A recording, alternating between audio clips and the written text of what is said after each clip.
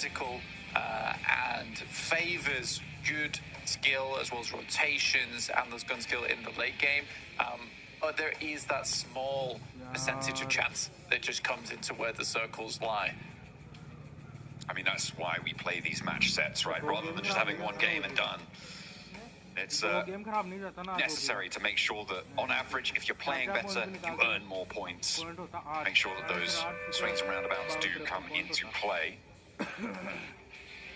We'll see if they can turn things around, if they can make things work for them. Hopefully they can do so running.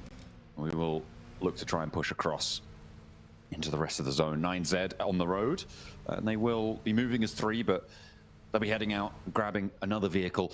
At the moment, the circle very, very open. Not too much really to worry about for a lot of our team.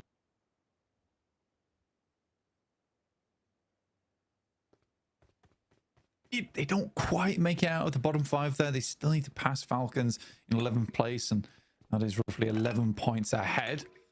It's slightly rough right now for OG, so they need another strong game as well as Falcons and Loops to not do so well. But we checked back in with them, see what they had to say.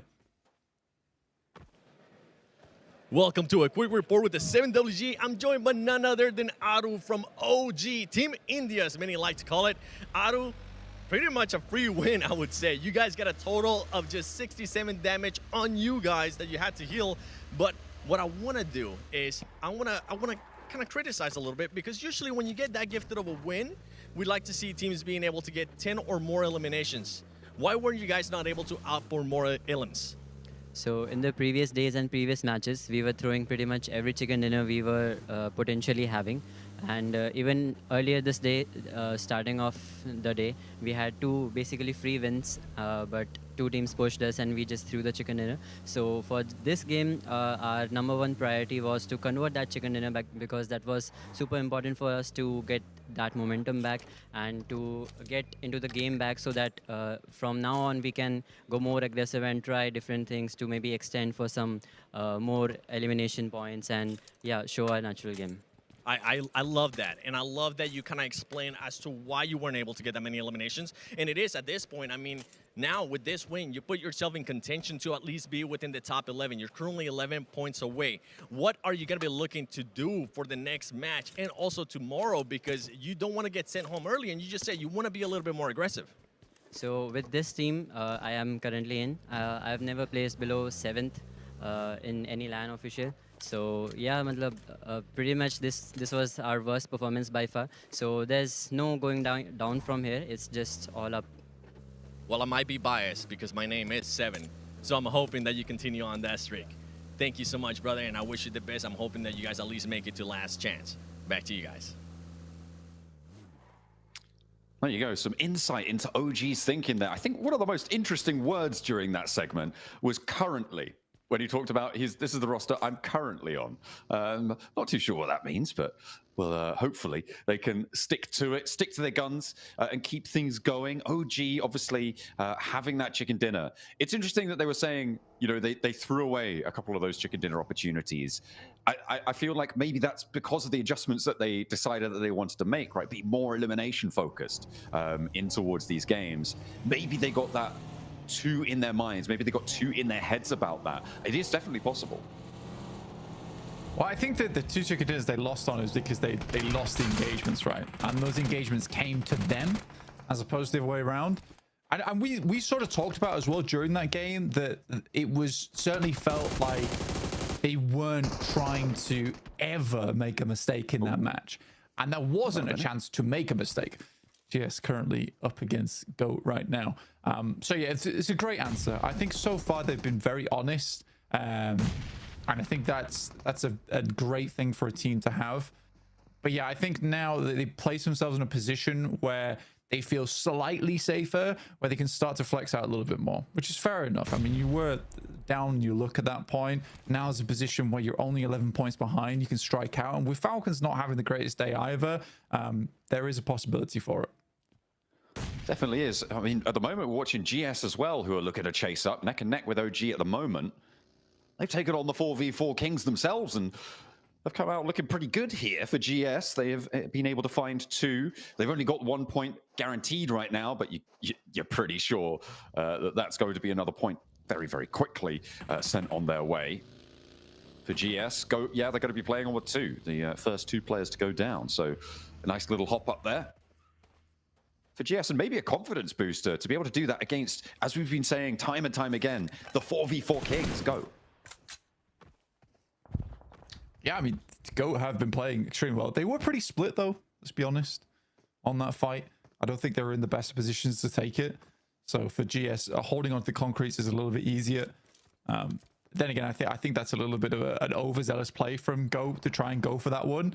That comes with having a good day and also pretty much winning every single fight that they've placed themselves in. So you do get, I would say, overconfident there, especially for a central spot, because you know what they were doing there. I personally think it's quite a cheeky play to try and pull that off from GS. There's plenty of other areas of the map that you could play in that region. You didn't have to try and take those concretes away from GS in the first place. Not necessary, no. It's although they have done quite a lot today. We have seen missteps from other teams before, so maybe we can give them a little bit of slack here. And they are still going to play on us too. There is still that potential for them to earn a couple of points, tip themselves up over that 100-point mark today. I mean, definitely catching up towards APG, who started so far ahead of everyone else. They're in that uncomfortable position of wondering what the hell's gone wrong. Reject, though, I feel like they must know what's gone wrong. At the moment, 30 points. Yeah, it's not going to be enough, is it? Loops with an outpost out their way. Actually, Loops in an interesting split right now on the hills to the north of Picado and all the way out west. In Zone 1, I think this is going to be okay, but as teams start to move in towards Power Grid, in towards the west of San Martin, they're going to get cut off from one another. Or maybe not. Maybe not. Maybe not. We head straight down towards Power Grid and Picado. Around that area down towards South Picado, it's a little bit difficult to play in, where it's quite open area. I think IC gets a decent spot off the back of this, but you are sort of confused of where you want to play. You don't really want to leave too far out of Picado just in case it swaps back down here. But there's also the high ground towards Power Grid you've got to work with on the north side, and just this kind of not so easy area just to the north of Chumacera that you're playing around, which is in that valley. There's a lot of variables here to take into consideration. I think a lot of teams are going to prefer to take splits on this one, to try and guarantee a strong spot come stage 3, stage 4. Pepper Supermassive trying to find themselves a strong spot. Rolling over the hills, they found themselves OG. So can OG hold off against the crash? Pepper Supermassive, a fearsome force. Nico hot off his big play in the last match. Got Kamikaze as well, who's been lighting up the leaderboards. In terms of the damage, is that third party? I think it is as well, coming through from inner circle. As Falak has the angle, has to turn away though, as Kamikaze says, nope, they're ours. You don't get a look in here, sir. Back off, but the point is already earned.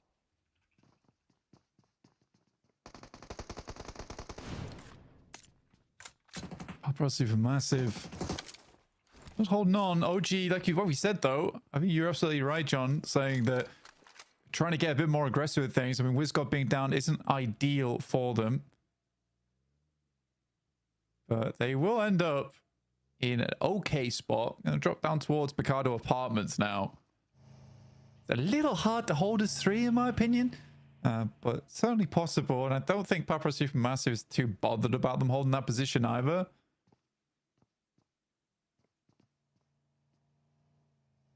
It's just a weird circle, John, where I think that a lot of teams are kind of unsure where to play in this one. I think this is a little bit of chance, and then how good your rotation is into stage 3, stage 4.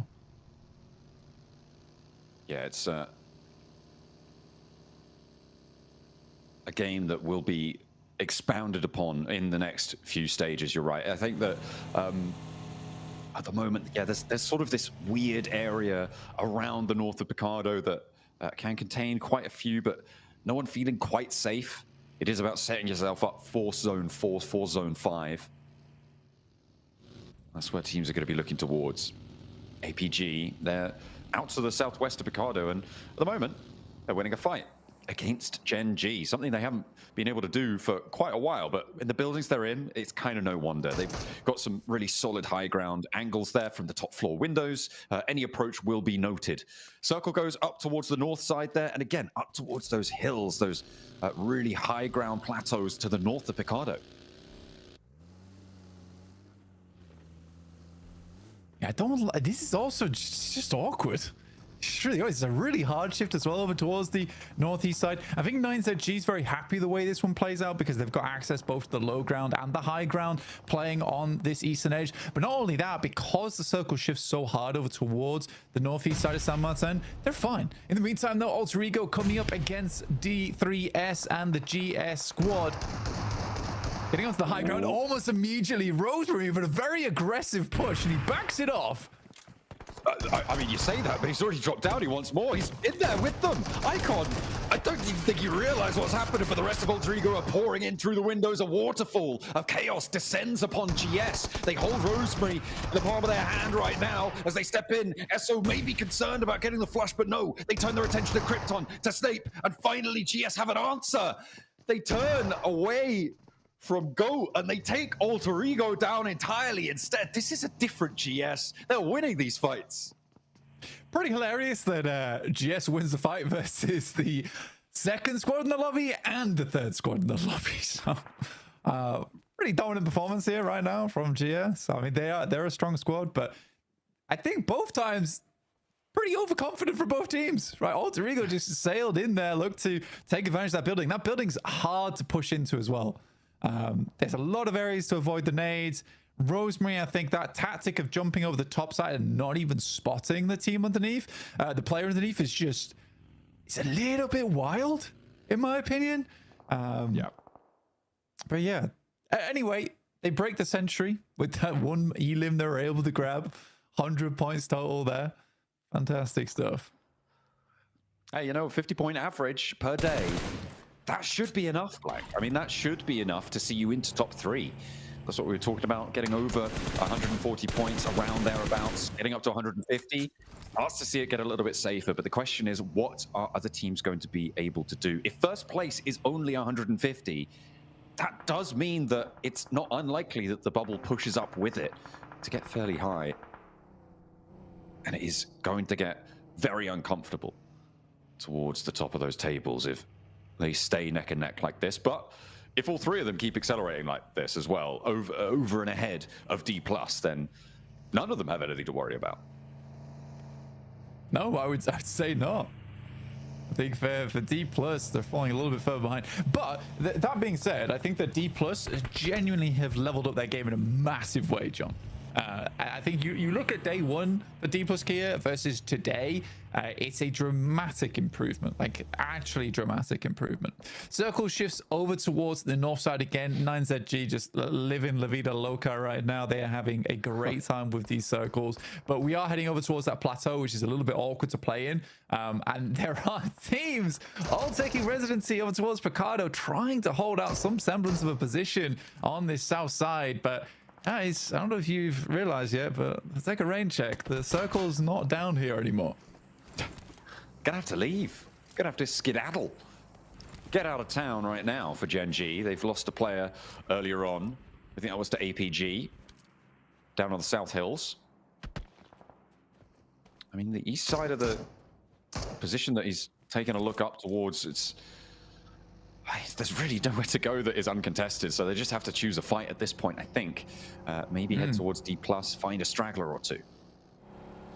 Hodjuk just rang me on the old PUBG mobile phone, and he brings up a good point. He says that this is actually, it's really huge for teams towards the middle of the pack right now with Alter Ego and GOAT going down. It means it's a massive catch-up. And tomorrow it will make a very volatile leaderboard off the back of that if some of these teams are able to put up a decent performance. The Falcons, realizing now that OG is catching up, now need to put on a bit of a show here, but Koa's already down, and there's no real help here coming through from Ralph. Igor also instantaneously in position and should find those shots.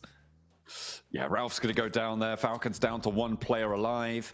Narvalo's nowhere to be seen near this engagement. Wolves will be able to get back up to 3, confirm these points as well, and they will stay alive on 3 elims. Wolves, one of those middle pack teams, so keeping all your players alive now, pretty important. It's all up to Narvalo, though, for the Falcons to defend against not just OG, but GS as well, who, of course, have been a bit of a giant slayer this match.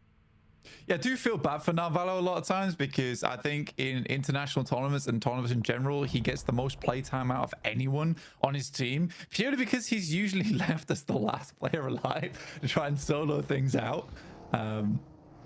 We'll see how far he can go. Again, not a lot of teams will be trying to pick up position in this area of the map either, where he ends up. So should be decent survival, but with 15 teams still being in, there's a lot of squads that need to be chewed through before he starts to even earn placement points. Team Secret trying to crash up towards T+, but that is not going to go super well. Gen G still yet to leave Picardo. OG atop them in the apartment building. I mean, we see this as a hot drop that we absolutely hate, right? Where teams stay in these apartment blocks and really can't get out effectively. We've seen teams move into this position now late into the game. And the same story seems to be true here, Blank. I mean, OG, if they can hop out the side and get away, I feel like it might be the way to go. AKOP tries to hop around, does give it fancy footwork, but now they're in for the spray down, fight down, and it will be Gen G opening well. Satan goes low, but AKOP has to hop out and give up the ghost on getting his teammate back up. Aru will be denied, and the crossing is cut through. Gen G winning out this fight. There is a nade sent down, but nothing found as Kamikaze will just enter the fray there. Finds a good shot, and Babra Supermassive happy to pick up the pieces. But I think they might lose Nico off the back of this. I'd need to get to him pretty quickly, pick him up, and get him on the old fireman's carry back into the circle. The blue zone stopped. I think they just got some cover, yeah.